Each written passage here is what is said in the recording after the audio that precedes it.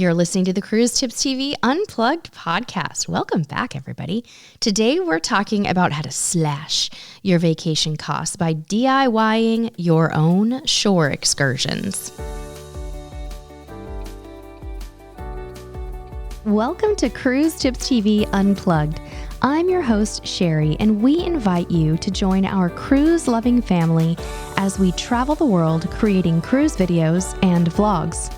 In this podcast, we talk tips, tactics, and strategies to help you make every cruise your dream cruise.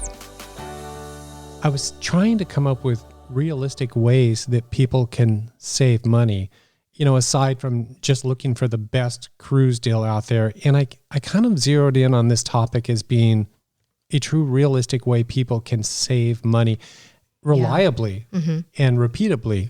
Yeah, totally. And I think that one of the reasons why it's such an interesting topic is because the more savvy of a cruiser you become, the better you get at finding ways to do your own thing in port, book your own excursions, and you start to kind of wean yourself off of feeling like you have to book with a cruise line. Absolutely. Yeah.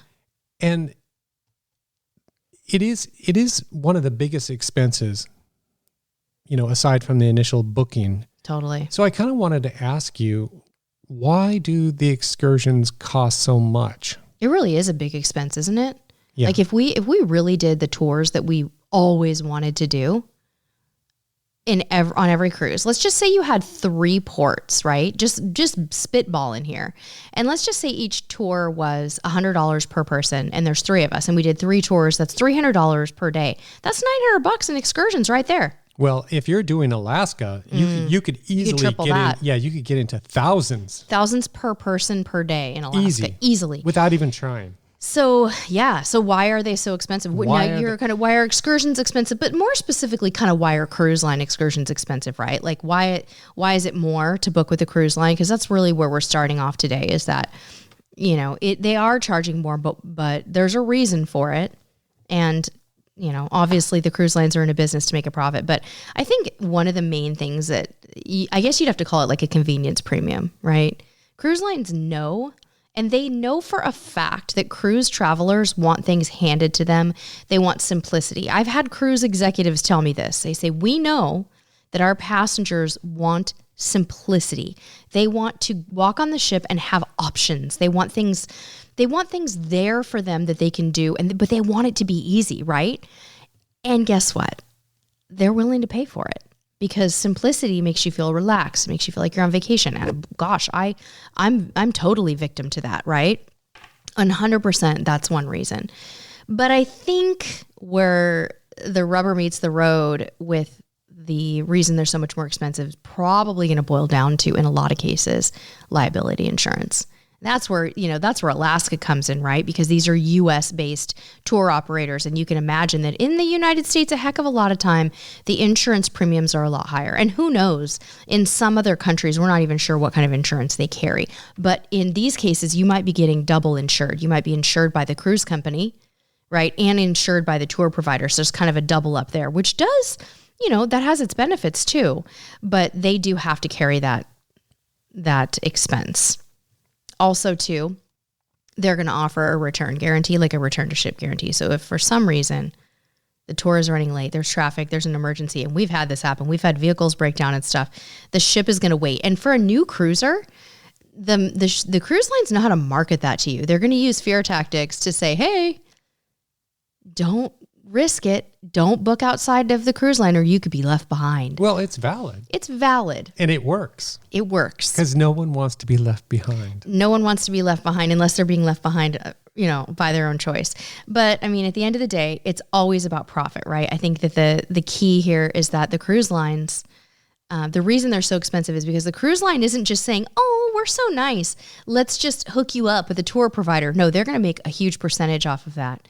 And generally the way that they do that is they increase the markup, right, of the price of the tour. So for example, if you had let's just say you had a Stingray tour in Grand Cayman where that tour operator is getting paid by X cruise line, $39 per person, but Carnival Cruise Line or whatever cruise line, X cruise line, let's just say X cruise line is charging you $89. So they're taking a profit And, sometimes tour operators have a mixed feeling about this relationship because obviously the cruise lines are bringing them business, and sometimes they're filling their boats and they're filling their buses and they're bringing them big business, but they're also taking a big margin there.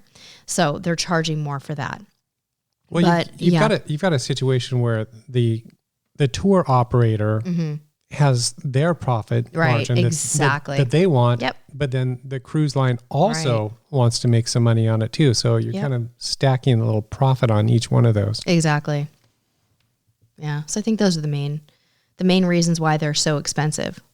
So that explains one thing, but let's get into let's get into some of the advantages of why you'd want to book on your own. Yeah. Why you'd want to DIY it. Exactly. Go your own way. Is it worth it? Yeah, I mean, the first reason obviously is generally speaking, there's pretty major cost savings, and it's a pretty easy thing to do research on this. You can go to your cruise line website if you're booked, even if you're not booked, and start perusing the cruise companies' excursions, and then you can start going onto alternative websites and see what they would cost you if you did it on your own. And you're generally going to find that there's a pretty big financial benefit to going independent. Usually it's significant. Which, if you think about what we just said, you're taking out one of those layers, right? Yeah. Because you're cutting out the cruise line and going directly to the tour operator. Right. So you don't have that extra padding. Have that extra padding, yeah.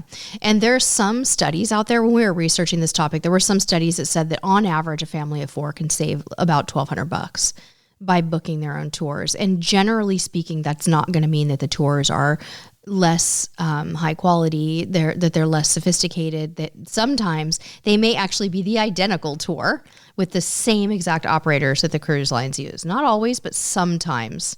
See, and that's a lot. And that's a lot to consider. So some people out there might be thinking, hey, maybe that is worth, a little extra work or a little extra time. So beyond the savings, there are other advantages. Yeah, usually it's less crowds, right? Smaller groups, better experiences. So when you go on a ship organized excursion, gosh, how many people are going to be on those tours? Usually you're going to have a big, huge crowd of people. It can range from 20 to 50, sometimes even more, depending on what kind of tour bus or what kind of a situation that you're getting yourself into. But usually independent tours, they average out at 5 to maybe 15, 20 people, almost always. They're much smaller. And when that happens, sometimes you get more personalized service and attention from your guide, right? You might also get better access to things, right? These folks, when you're traveling with a smaller group, you can get better access and you can get more authentic experiences. You might even be able to get into places faster. Let's just say you're going to some Mayan ruins. If you're on a coach with 75 other people, it's going to take you longer to get into the ruins than if you're in a van with 5. There's advantages to that. But I think the key too is there's so much more flexibility. Usually when you're on a smaller tour, if you wanted to shake things up, let's just say you were in Hawaii and you were just dying to get some shave ice. Your tour guide is probably going to say yes to that. Whereas if you're on a cruise sponsored itinerary, they're under strict orders to go by the book. And that makes sense, right? If you're contracted with the cruise company, but being able to linger at those points of interest and maybe switch the order of your tour, sometimes that can happen and it's really nice. It is. We've had a lot of personal experience with that. And I think a lot of these advantages kind of boil down to the fact that you are dealing with a smaller group. Yeah. Because if you think about like the cultural immersion aspect of it, you're more likely to be able to just ask questions or at least for me, I'm not going to be as, afraid to ask a question. If I'm thinking I'm wasting people's time by asking a question or wanting to look at something specific or talk about something different than what the tour guide is talking about, they're more likely to respond to you and entertain that.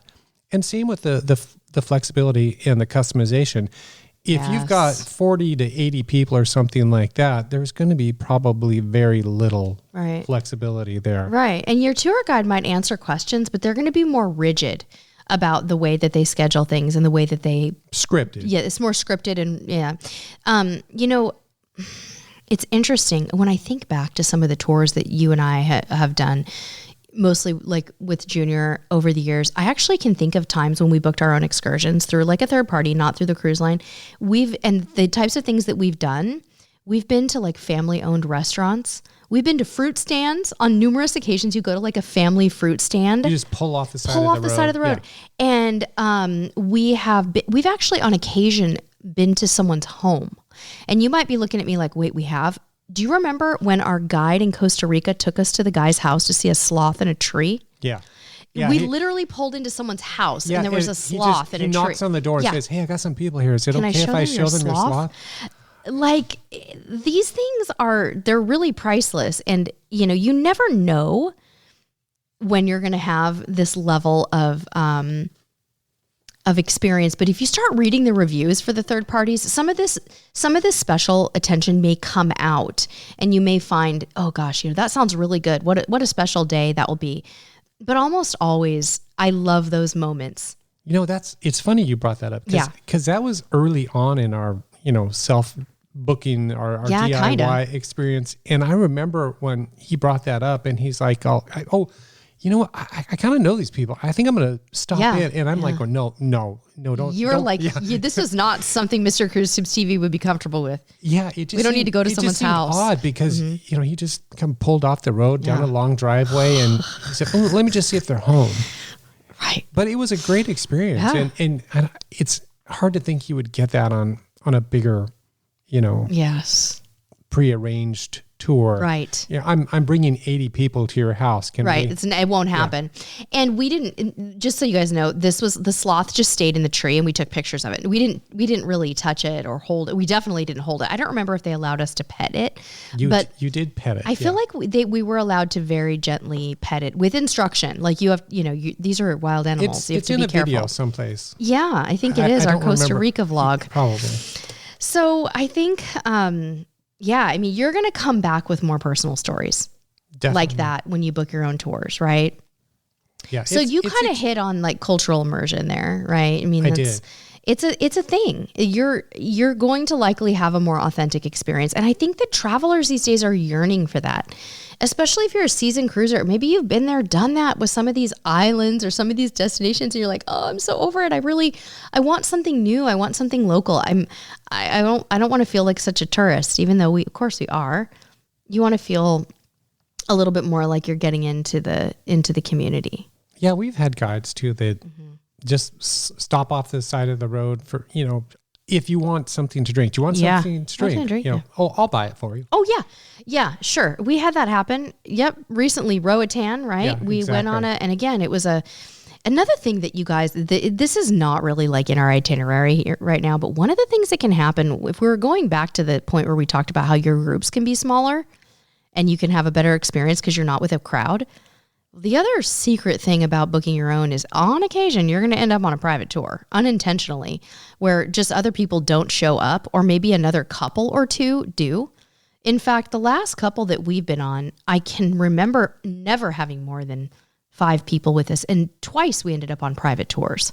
It is an advantage. And I just thought of something else too. And of course, when you're talking about once in a lifetime type things, it can always change. So I wouldn't expect it, but we've been on at least one and probably more tours where they would have been canceled. Yeah.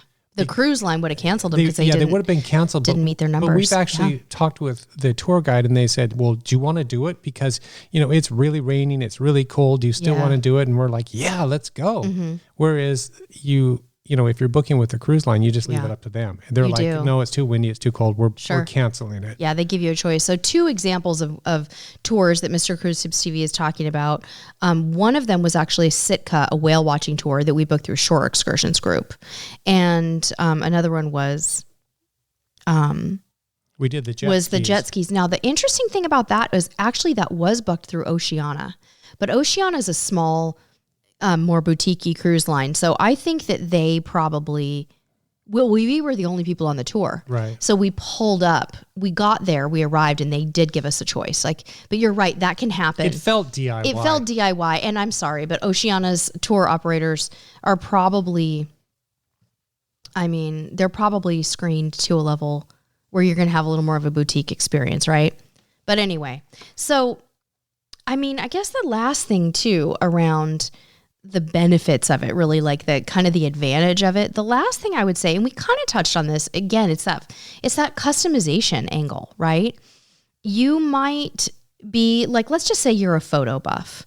You brought your big lens on this one and you're in Alaska and you're on a small tour and you see something absolutely beautiful and you want to pull over and take some photos. You could totally do that. Or maybe you're like super into history and you are in Europe and you are on a smaller tour and you're like, I just really want to go to this one site that I read about in a history book, or, was maybe a biblical, what's the best landmark, right? So I think there's benefits to that. I thought of something else that perhaps a lot of people can relate to. Mm-hmm. And this is sometimes on these excursions, you have to go to the bathroom. Oh God. And you don't want to be waving your hand on the tour bus full of people saying, "Can you pull over? I gotta pee." Mm-hmm. But if you're just in there as 2 or 3 other people, we've done that all the time, and they really don't care. Yeah, they're like, "Oh, sure." Yeah. The other thing is, I've found too that with those smaller tours, they're likely to even say something to you in the beginning of a smaller group tour. They're going to say something like, "Hey, if you need to stop for anything, just let us know. If you need to go to the restroom, if you want to get some sodas, snacks." And they are very likely to agree to that. Not always, I mean, you get over like 20 people and they may have, again, more of a rigid schedule. But the other thing too, you guys, is if you're traveling with little kids, if you have a young family, DIYing your own excursions can be so wonderful because it's a little bit less frenetic. It's a little bit less rushed. And your tour operator may have some insight into what would make the child happier. And when they're little and you're on vacation, it's tough, right? You're already dealing with schedules being thrown off. If they're little teeny tiny, you got nap issues. And so being able to get that insight from a smaller tour operator can be so nice if you have kids. True. Yeah. All right. So we've talked about the advantages. Yeah, right. But a lot of people don't do this because there's some real fear there. Mm-hmm. Can you address some of those fears or common concerns? Sure. I mean, especially if you're a new cruiser, I think that the message that's been beaten into people is, well, what if I don't get back to the ship on time? That's valid. I mean, they're going to leave without me. And if I don't book with the cruise line, they're going to leave without me, no matter what I do, even if I just step foot off without my own. So I think that, that risk, if you use some common sense and do some research, you can mitigate that risk in your mind by just knowing that, first you need to book with a reputable operator, right? You need to screen them, look for reviews, be very careful, right? And then build in that safety time, that buffer time. Most people say that getting back to the ship an hour before all aboard time is good, but I think an hour and a half is probably safer. You definitely have to take on some responsibility in this area because things happen. And a lot of times your tour operator can be completely confident and capable, but things happen. We've had just crazy things like, did we have 2 tire blowouts? I swear we've had a couple breakdowns. I think we were in a van and had 2 blowouts. Yeah.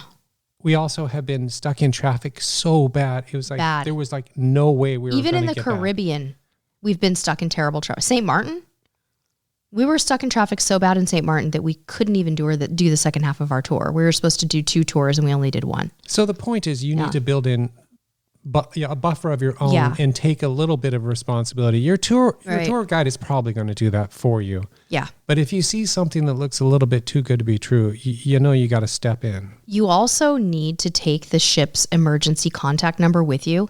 In your newsletter, they have this phone number that says if you're having a problem on land, call this number. And you guys take cash and some kind of currency with you. In case you get stuck somewhere and you need to get yourself back to port, having some cash for a taxi is going to be very, very important. So yeah, but remember you guys, these businesses, their reputation depends on getting you back to the ship on time. And many of them do. These days, almost all of them guarantee that you're going to get back to ship on time.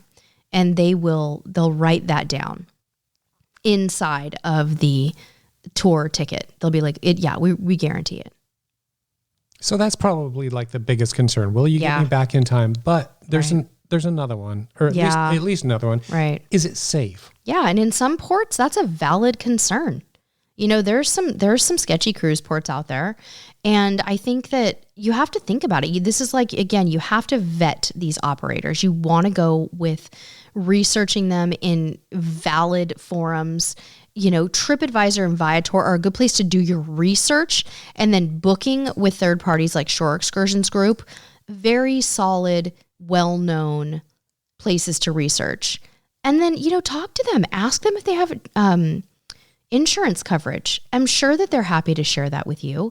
But also, you guys look up travel advisories for your destination. Go to Mr. Google and say, are there any travel advisories in Jamaica, Nassau, Bahamas, whatever it may be? And then, think about going with a bigger group. If you're really concerned, book with some other folks who are maybe in your Facebook group on the cruise. Get a group together and book together, and that might make you feel a little better. But honestly, in general, most independent excursions that are booked through reputable third parties are just as safe as cruise sanctioned tours. So it sounds like there's some planning involved. And I think that's another thing that kind of puts people off. They think that planning is going to take too much time, or they just don't want to deal with it. I don't know if there is a solution or any recommendations that you can give for that. Yeah, we kind of talked about that in the beginning too, didn't we? That people want things to be simple and easy, and they don't want to research it. They just want to have a list, and they want to pick from a list, right? So doing it yourself is going to take some advanced prep, but you can totally utilize the internet to kind of aggregate pre-vetted out tours. This does not have to be something where you're searching a gazillion different websites. It's not like it used to be. It's not. There are things out there. It used to be hard. Yeah, that make it easier. Right. Like the way that people used to research it is they would go to Cruise Critic and look in the port forums, ask people what they were doing, and then they'd probably go over to like TripAdvisor and read the reviews, and then they'd use another third party to book it. And you can still do it that way. But, I think try not to overanalyze it, right? Pick one or two websites that you like for research, like Viator. Even Get Your Guide can be good. But I still will use TripAdvisor for a little bit of research and get really comfortable with it and spend your time there and then think about how you want to book. But usually they're easy to make reservations online. Sometimes you don't even have to pay anything when you book. You may have to put a deposit down, you may not. But you're looking at guys, for a whole entire cruise, you could probably book all your tours in less than an hour or so with some good strategy, but also enjoy the process. This is the planning is part of the fun. Some people like that. Some people do, and some people maybe don't. Some people love it. Yeah. You know what though? You're starting to get into like the planning part of it. Yeah. Do you have like a step-by-step, or can you kind of think of off the top of your head, maybe 3 or 4 steps? I kind of do. I start with general port research, just researching the port as it is. What's the weather going to be like there? What are the key landmarks and attractions at that place? What time am I getting in? What time is the ship rolling in? And here's a huge one. Is there a time zone difference in that port? Do I need to be aware of that and communicate with the third party operator about that? But also what are the transportation options? Do they have cars for rent there? Is it a common taxi place? Do you do everything on foot? How do you get around? So I start by doing that. Then find the local operators, right? But honestly, usually you guys have heard me talk about Shore Excursions Group all the time because it's just the one that I pick. But I'm going to go somewhere where I feel comfortable, and I'm going to make sure that they specialize in cruise port tours, right? That they know that I'm coming in on a cruise ship, right? And that they understand the nuances behind that. So again, using forums is still good. Cruise Critic is awesome. TripAdvisor is awesome. Facebook groups are really good too. Join the Facebook group for the cruise before yours too, and lurk in there, research in there, and see what you can find out. But I would say, if you want a guide, if you're trying to say, okay, what is a reputable operator? Look for 4.5 stars or higher, and a good amount of reviews. I don't know how many reviews is enough, but a couple, unless it's a brand new tour, look for some decent reviews. You can even shoot these people emails, right? Mm-hmm, yeah, like most of them. Personal back and forth. Most of them you Things can, like yeah. my husband doesn't want to get up before 9. Yeah, that is actually a factor for us. We look for tours when we're searching. We look for tours that don't start at 7 or 8 a.m. Like the earliest I'll book one is usually 9, 10. And a lot of times we do end up with a 9 or 10 a.m. excursion because we end up on a different schedule when we're cruising. But we don't love getting up early. So yeah, those are things we want to. We might even ask them to customize for us. Hey, I see on the website says it leaves at 7. We're not going to be off that ship till 9. Yeah, well, it's more than that too. I mean, I'm not sure anyone likes to get up early, but it's also that morning rush. Yeah. When everyone's crowded around the gangway and everybody wants to get off the ship. It's just better if you can, kind of detach from that. Yeah, and detach. I love that. And have a nice kind of relaxed morning. Yeah, grab some breakfast. I mean, we still do early morning excursions. It's sometimes unavoidable, but that's one of those key things out there. It's like, can we go a little bit later, depending on how long you're going to be in port? Sure. I do. I think that's a really good one. And also you guys check their refund policy. Make sure that if the cruise ship doesn't port, if they don't dock, that they give you your money back. If they don't give you your money and your full deposit back, that should be an absolute no-go. Huge red flag.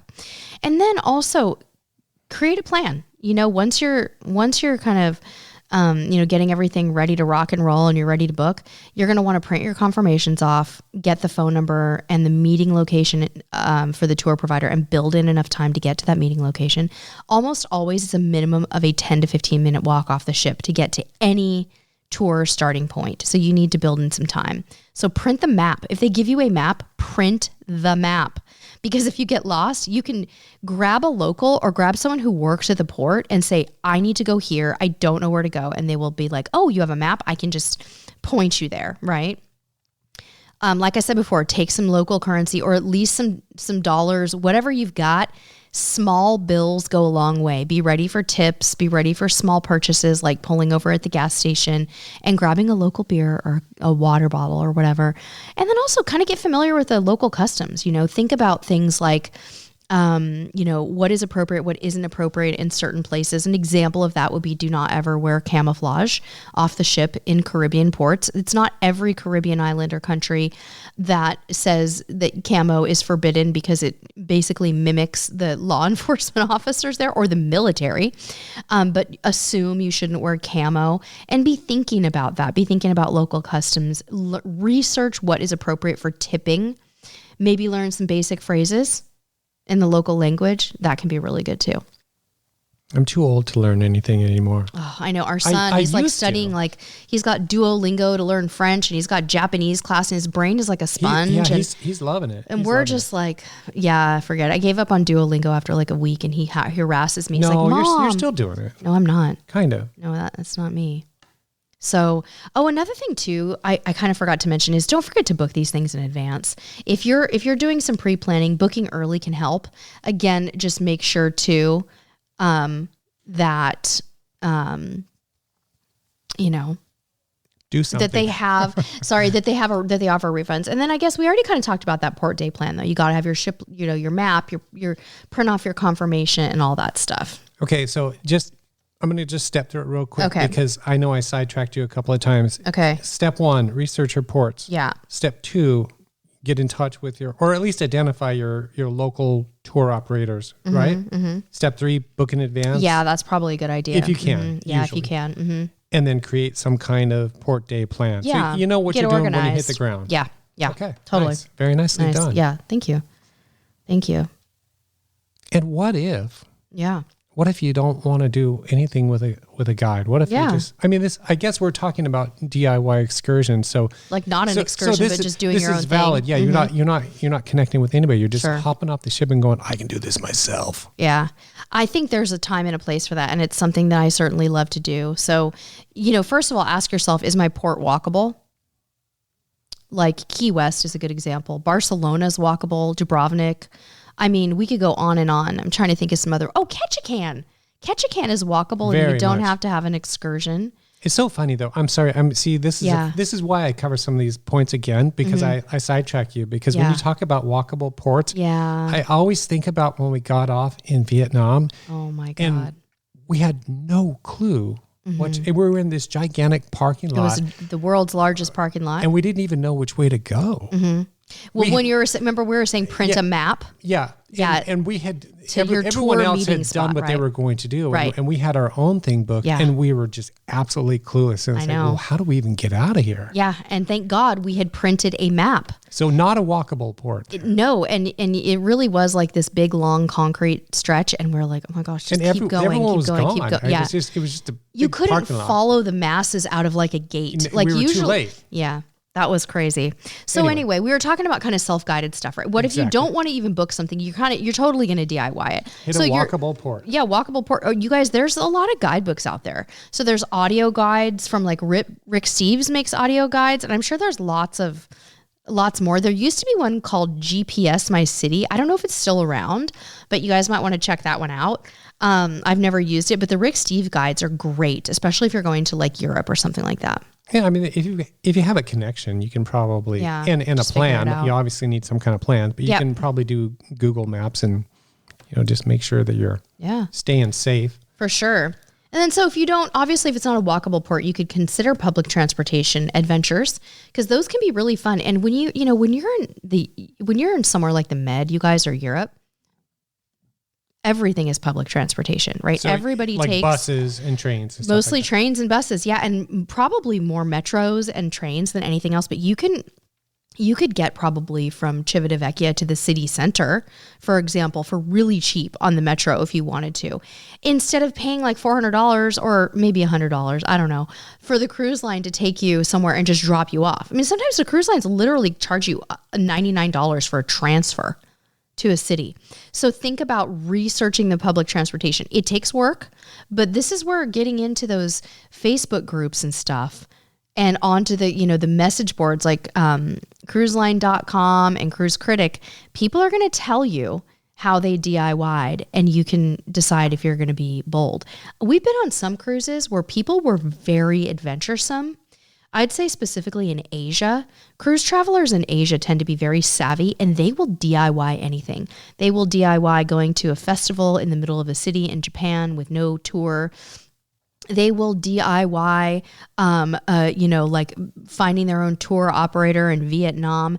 And if you jump into one of those groups where someone's organizing one of these, you're really getting the advantage of some experienced travelers here. And that can be a good way to do it too. So, I mean, you talked specifically buses and trains, but there's also taxis. Yeah. And what about like Uber and Lyft? It's funny how is their coverage? It's so weird. I feel like you don't always know. You just have to Google it. You literally have to just say, open up the app and see if it connects. You could do that, or you could Google it and just say, is there Uber in Dubai? I was shocked when we were in, were we in Dubai when we took an Uber? We were. I've been shocked at some of the places where you can actually Uber, and also some of the places where you can't. So I think Googling that in advance can be great. Just be careful. Watch out for those taxi scams, rideshare scams. If you see a guy standing outside who put a fake Uber sticker on his car and tells you he doesn't want to use the app, don't do that. That's scammy. Yeah, and we've had some personal experience where they say they're Uber or Lyft, and you just say, I'm going to rely on my app. I have my app. Yes. And then when the guy comes there, he says, no, those guys are fake. Yep. We've had that happen a couple of times. In big cruise ports like Seattle. Yeah. That can happen to you guys in Seattle. So please be careful. So yeah, you can save so much money. And I think ride shares are something that our family does a lot. We're comfortable. We will Uber if it's available, Uber or Lyft. We're definitely okay with it, and we will do it. And we have probably tried it. So yeah, I don't know, you guys, I think this is such a great way to save money and have an amazing time without compromising your adventures and your experiences. As you get more comfortable in your cruising journey, you're going to do it more and more. The other thing too, never underestimate the power of a good beach day. Taking a taxi to a beach, just go ask the locals, do your research, find a good beach for the day, and just do that. That can be so much fun and so inexpensive. It could be $5 sometimes to go have a beach day for a whole family. You know what else is fun? Going to the grocery store in your local destination. That's another fun or like DIY. Walmart. I love going to Walmart, Costco, anything that is. Is it Vallarta? Vallarta has the best Yeah. Walmart on the planet Earth.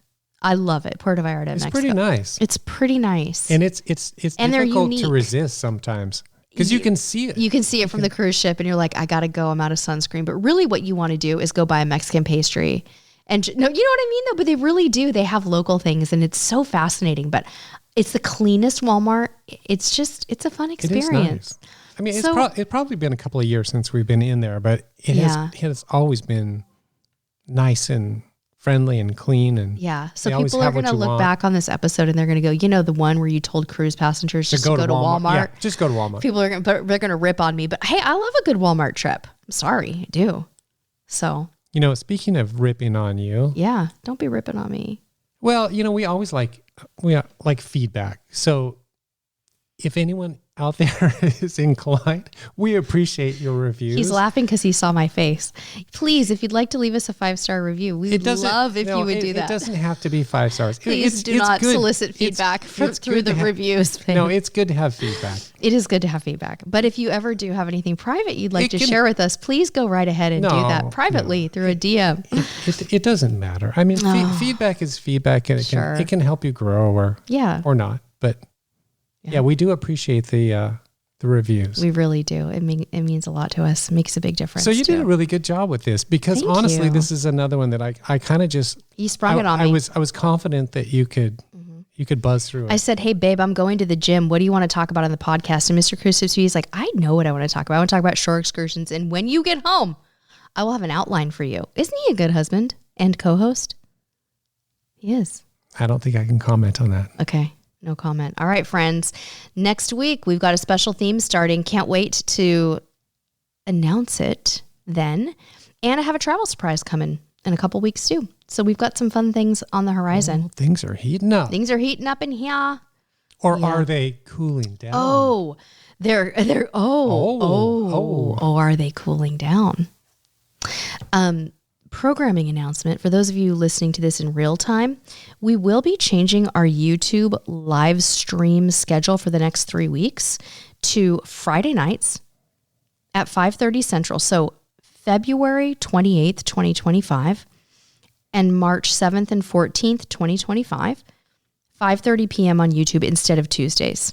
Friday Night Live. Friday Night Lives. We used to do Friday Night Lives all the time, and we're going to do it for 3 weeks. We have some stuff going on where our Tuesday nights are a little bit busy, and so we're going to be doing that. It is not a permanent change. It is a temporary change while we have a little a schedule nuance, and we'll be back onto Tuesday nights most likely after that. All right then. All right, friends. Thanks for listening as always, and until next time, we'll see you on the high seas. Thanks for listening to Cruise Tips TV Unplugged. If you like our show and want to know more, check us out at CruiseTipsTV.com. You can also find us on YouTube, Facebook, and Instagram by searching Cruise Tips TV. We'd love if you'd leave us a review wherever you're listening to this podcast, subscribe to the show, and tune in next week. Until next time, we'll see you on the high seas.